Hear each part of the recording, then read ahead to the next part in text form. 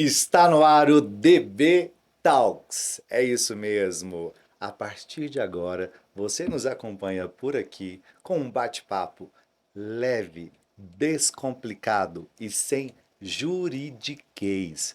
É isso mesmo. Muito bom ter a sua companhia.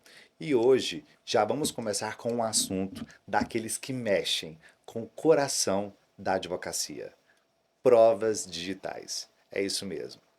Prints de WhatsApp, áudios, assinatura eletrônica. Vamos falar sobre isso tudo com um profissional, um perito judicial especialista em computação forense, que eu particularmente admiro muito. Eduardo Amorim, seja bem-vindo ao primeiro episódio do DB Talks. Muito obrigado, muito obrigado. Eduardo, Oi. vamos começar Hum, explicando hum. para a nossa audiência o que faz um perito judicial. Ok, vamos lá. Primeira coisa, o juiz, quando ele necessita do conhecimento e técnico científico para julgar alguma coisa, ele deve ser assistido por um perito, tá? E aí existem N especializações de perícia e a minha é a computação forense. Eu sou formado em engenharia da computação, tenho especialidade em sistemas. Sou lato sensu em telecomunicações, então eu atuo há 10 anos com perícia judicial voltada para computação forense, atuo na área de telecomunicações, sistemas, provas digitais de uma forma geral. Eduardo, na sua visão, quais são os principais erros que os advogados cometem ao usar provas digitais nos processos judiciais? Para mim, o principal equívoco do advogado é esquecer do contraditório. Ou seja, é você entender que a prova serve para você instruir a sua petição, mas principalmente você tem que trazer esse material probatório para o magistrado e principalmente para outra parte. E às vezes o advogado tem um pouquinho de dificuldade quanto a isso e ele entende que a prova tem que o favorecer 100%. E aí acaba fazendo algumas edições desse material probatório que acaba tirando a sua integridade. Nós vamos falar muito sobre integridade, autenticidade e disponibilidade, ou seja, ela acaba ferindo a integridade, porque ele edita para poder enfatizar o seu interesse, e acaba deixando indisponível, ou seja, ferindo o contraditório. Então, quando um advogado insere num processo judicial uma prova, digamos, editada, alterada, você, como perito, consegue vislumbrar isso e mostrar ao juiz. Se a parte contrária questionar a integridade dessa prova, é possível provar que ela foi editada. É possível, e muitas vezes, considerando principalmente material de multimídia, o que é material de multimídia? Áudio e vídeo, e até documento também, a gente consegue, avaliando o material e principalmente confrontando o material visivelmente ou pela audição crítica com os metadados dele. E aí a gente já, com esse mínimo confronto, a gente já consegue trazer uma evidência sustentável para o magistrado que aquilo está editado ou não. Mas te conto que muitas vezes o próprio advogado ele já chega e diz: não, eu editei mesmo, porque eu Meu queria Deus. trazer o material que me favorecesse. Ele que procure a forma dele de se defender. Então é muito natural e muitas vezes a gente só faz o confronto de metadados só para poder trazer a evidência técnica, científica que o juiz espera. Como todos sabem, o mundo hoje é digital e todos os contratos, né? Hoje eu acho que são raras as pessoas que assinam na caneta. A maioria das pessoas utilizam assinatura digital. Como funciona na prática a análise da autenticidade dessa assinatura eletrônica? Assinatura eletrônica, consideraríamos aqui nesse caso aquela assinatura que foi feita mediante dispositivo eletrônico, não utilizando necessariamente o certificado digital, ou A1 ou A3, tá? A grande maioria das vezes, para fazer a análise desse material, nós vamos confrontar dados constantes no contrato assinado, no documento assinado. Esses dados serão confrontados com dados do signatário, avaliando se existe alguma correlação entre eles. Então, por exemplo, É comum que as plataformas, por exemplo, DocSign, você diz que usa uma, Justify. Justify, por exemplo, elas coletam o IP da sua conexão, elas coletam a sua posição geográfica, elas coletam algum tipo de link que ela te mandou por SMS, por WhatsApp ou por e-mail, coleta o número do seu telefone, e essas informações a gente, através de afastamento telemático, se for necessário, a gente confronta esses dados provenientes de afastamento telemático com seus dados de signatário. Se eles se correlacionam, a gente diz que existe assinatura mínima. A Lei 14.063 de 2020, ela determina que existem três níveis: a mínima, a avançada e a consistente, que fica entre as duas, né? E nesse caso, se a gente considera a assinatura mínima, que é essa correlação, a gente já afere para o juiz que teve aquela assinatura. E caso não tenha essa condição, tá? Esses dados não se relacionem, a gente demonstra para o juiz também, por exemplo, o dado do IP, por exemplo, eu sei qual área geográfica que ele está reservado para uso. Eu confronto isso com a posição geográfica do contrato, para verificar se minimamente bate. A gente confronta informações também, por exemplo, do que a gente chama de atividade do usuário, que é uma metodologia que a gente verifica o comportamento do usuário em face de uma plataforma que é um software, no final das contas. A gente verifica se, para coletar uma fotografia e, ao mesmo tempo, ler um documento de 10 páginas, se o cara demorou somente um segundo, como diz aquele documento. E aí, se isso não for plausível, a gente também confere para o juiz que aquilo é impossível tecnicamente ter ocorrido. Então, aquele material probatório que se diz assinatura, a gente já pede para o juiz que seja desmembrado dos autos do processo. Muito interessante. Você que está nos assistindo, tem WhatsApp? Então fica aqui que esse assunto é para você. E quando falamos em WhatsApp, Eduardo, o que o perito precisa para atestar se aquela mensagem é verdadeira ou foi manipulada?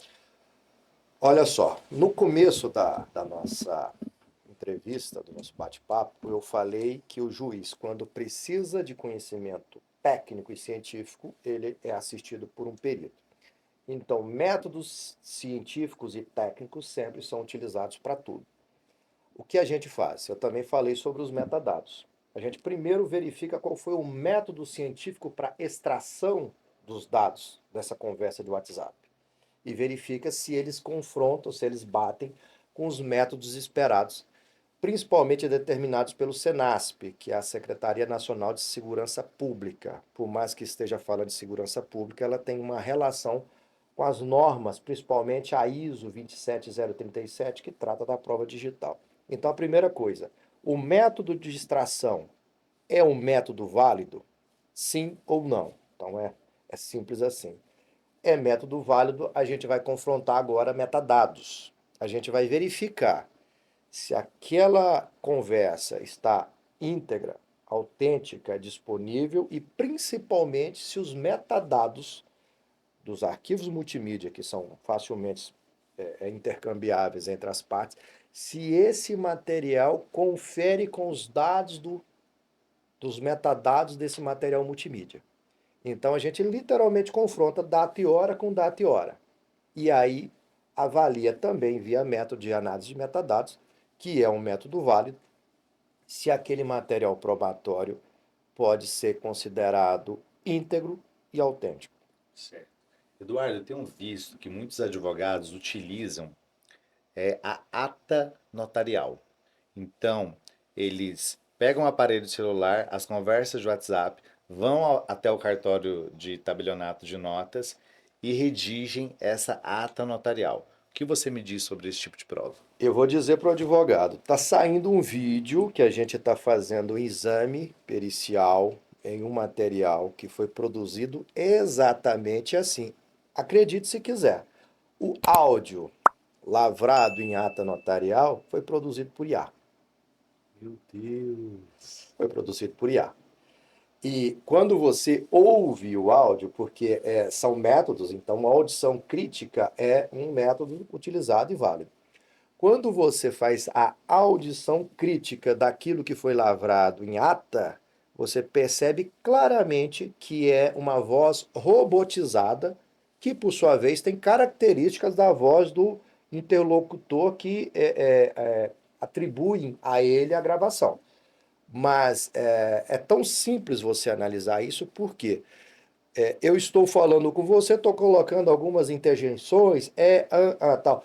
A gente nunca conversa assim, Donilo, ok, pode ser assim. A gente não fala dessa forma, a Tem gente mais fala, a fluidez, gente né? tem uma fluidez, a gente tem toda uma forma de falar.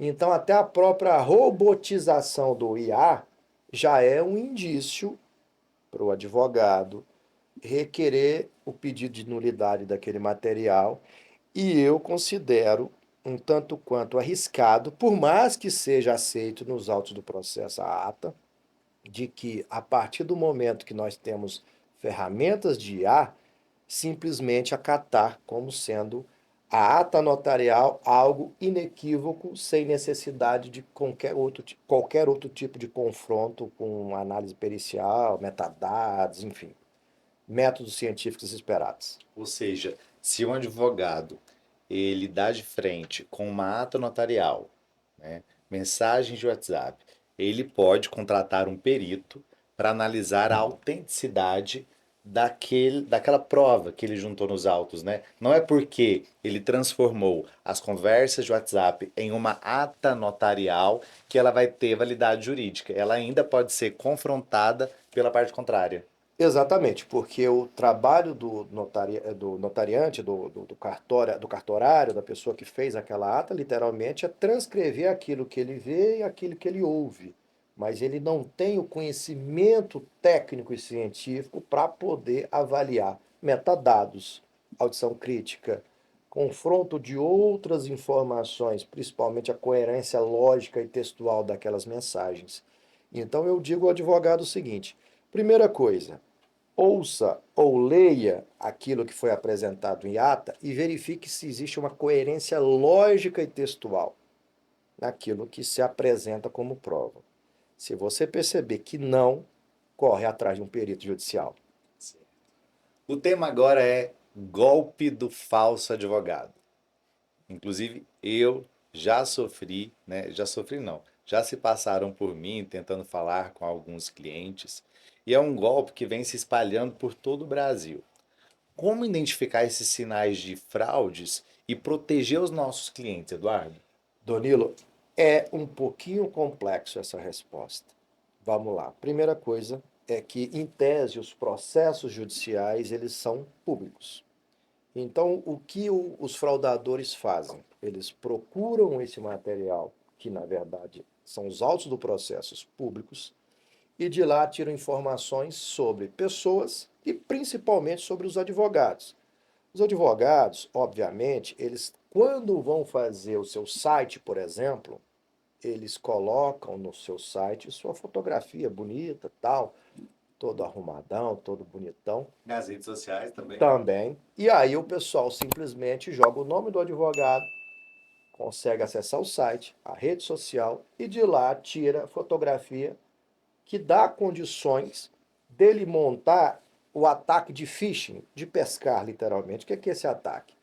Eu pego essa informação, sei dados do processo, número do processo, parte adversa, valor discutido, tudo isso enriquece o meu golpe, né, o meu phishing, e aí eu venho com a engenharia social, que também é uma técnica onde eu começo a mexer com a questão emocional da minha vítima.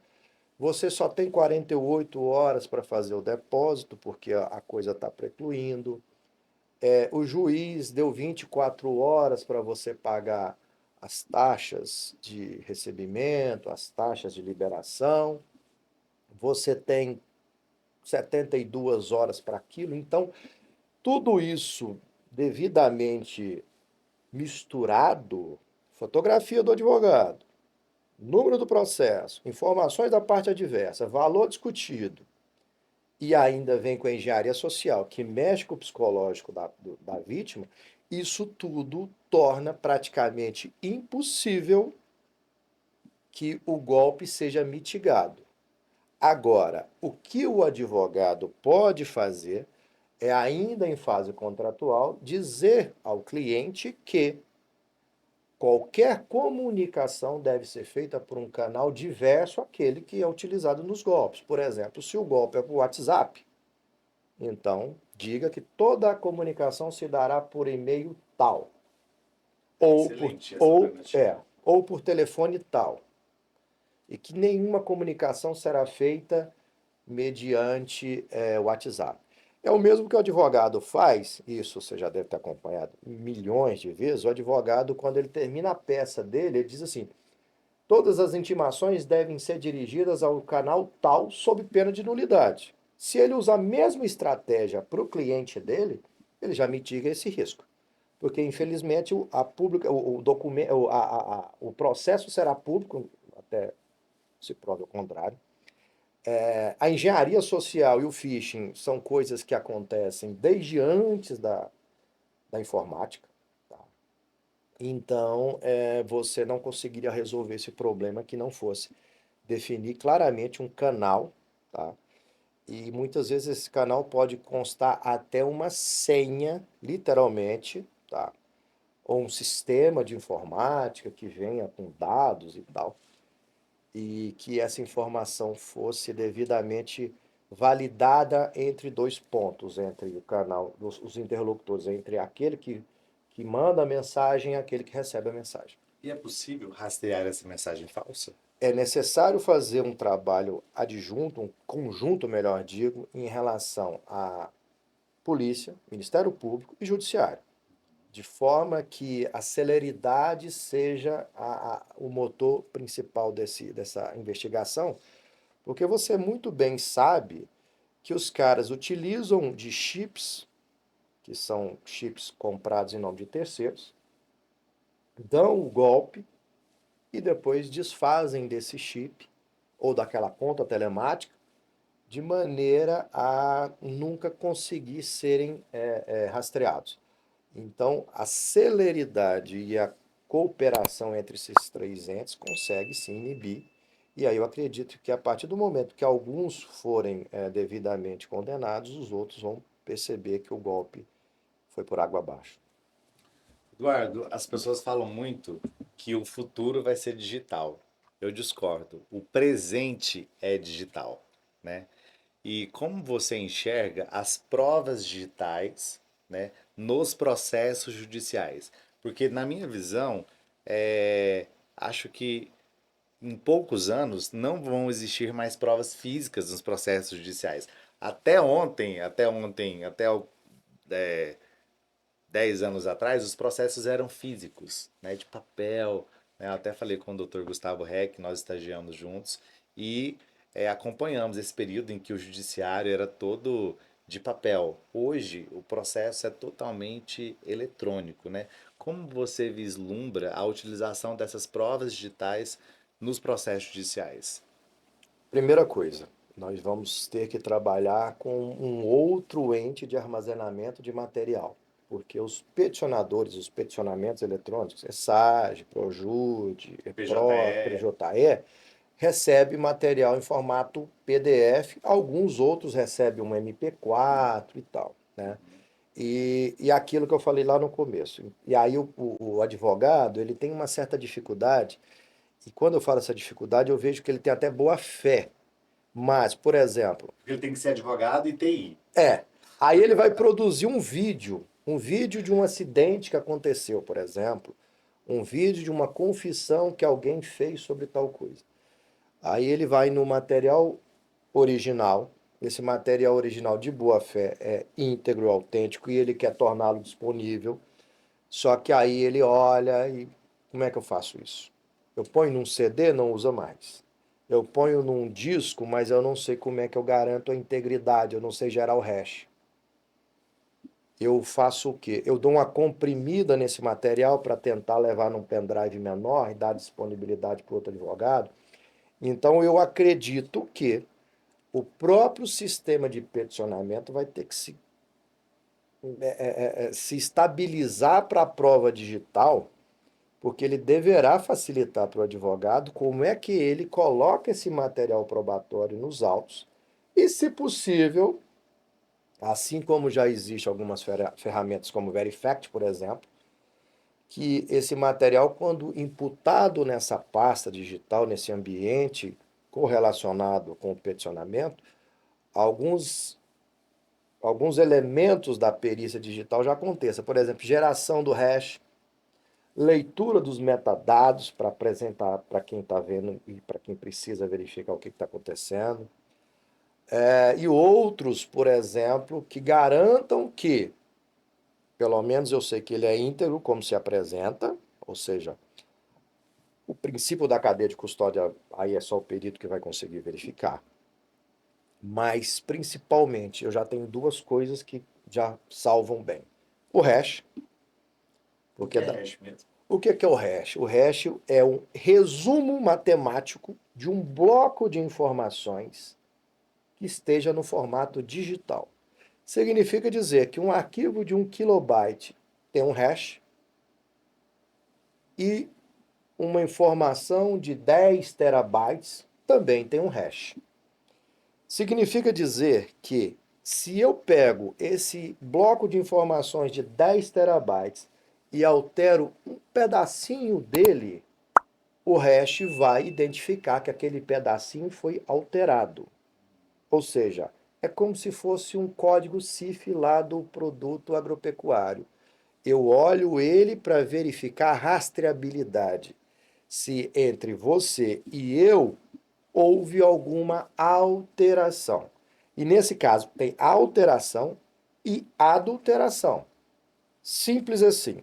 Exemplo: vem um material de uma operadora de telefonia, que a gente pede, por exemplo, para aferir assinatura eletrônica.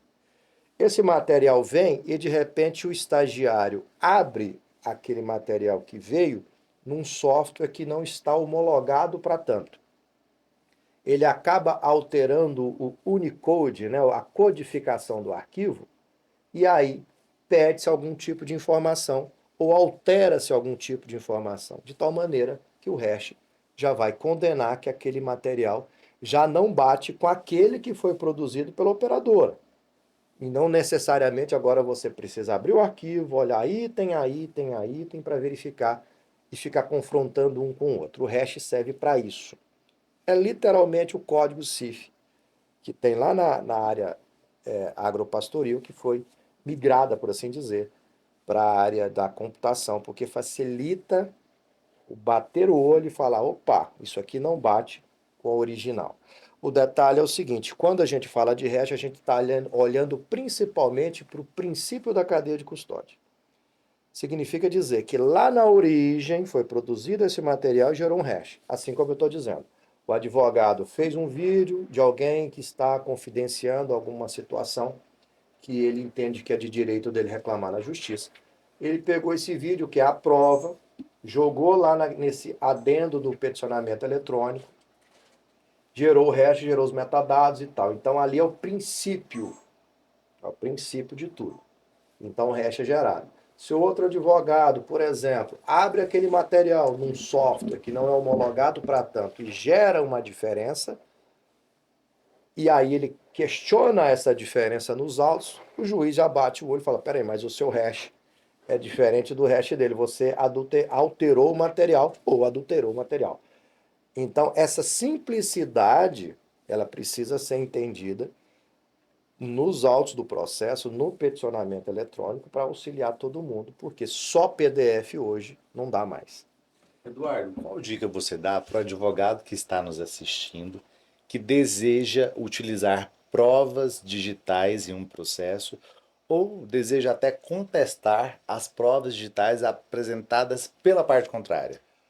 Primeira coisa, lembra de 3 pilares: integridade, autenticidade e disponibilidade. Ela tem que estar disponível e ela tem que estar íntegra. A questão da autenticidade eu vou ter que verificar através de um exame pericial.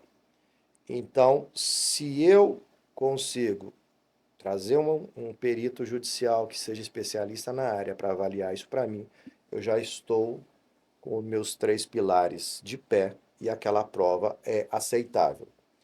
Se ela não está disponível ou se ela não está íntegra, não precisa se preocupar nem com a autenticidade, porque ela não se sustenta para o juiz, mas isso precisa ser questionado, isso precisa ser devidamente avaliado.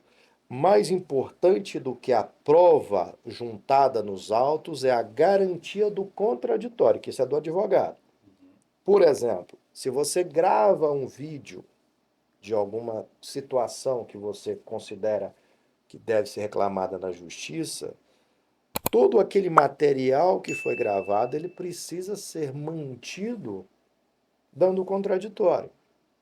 Ou seja, os juízes raiz, lá atrás, antes mesmo de falar de ISO 27037, quando você vinha com uma prova digital para ele, que era uma câmera, a Cybershot da vida, por exemplo, ele sabia isso muito bem. Ele falava, não, então tudo bem, o material probatório está nessa câmera, nessa memória aqui, está. Então ela está apreendida sob minha custódia. Vai ficar aqui até que se vença a parte do conhecimento, né, aquilo que é de prova e tal, e depois eu te devolvo isso. Então, os juízes mais antigos faziam assim.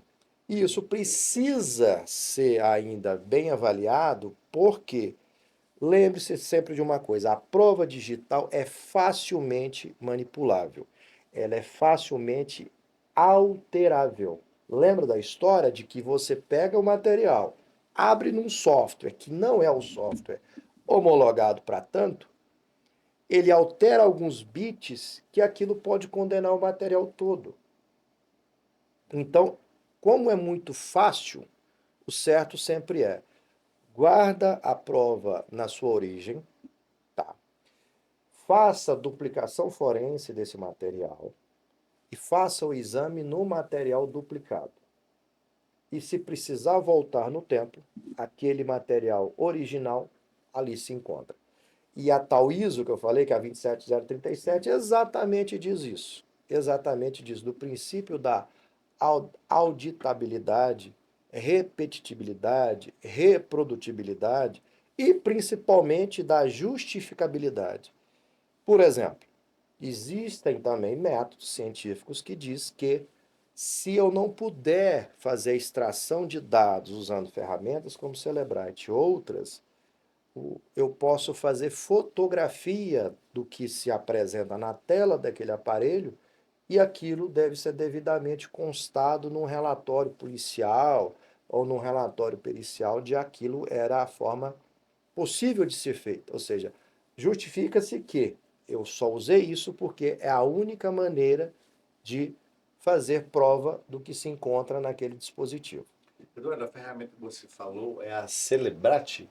Celebrate? É a ferramenta mais conhecida, Cellebrite. Celebrate. Em que situações você pode utilizar essa ferramenta? A ferramenta Cellebrite ela é utilizada principalmente para extração de dados em celulares. Certo. Tá? Então eu uso ela principalmente para celular Android e iPhone. Tá? Existe uma condição muito interessante do uso do Cellebrite que as pessoas precisam entender. O Cellebrite ele consegue funcionar muito bem no Android e funciona bem quando se tem a senha do iPhone. Tá? Quando não se tem a senha desses dispositivos, existe uma versão chamada Cellebrite Premium, que em 50% das vezes consegue quebrar a senha Do iPhone. do iPhone. Do Android esse número aumenta um pouco mais. Então é nesse tipo de situação que nós utilizamos o Cellebrite.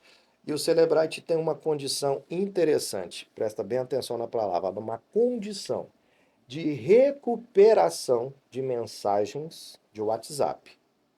Legal. Mas eu quero deixar claro que é possível e não necessariamente todas as vezes vai acontecer que eu consiga recuperar esse material. Pode ser sim, pode ser que não. Pode ser sim, pode ser que não. Vai depender do tempo que esse material foi excluído e que esse material foi colocado à recuperação. Esse prazo é muito importante. Quanto mais se passa o prazo, menor a chance de recuperação.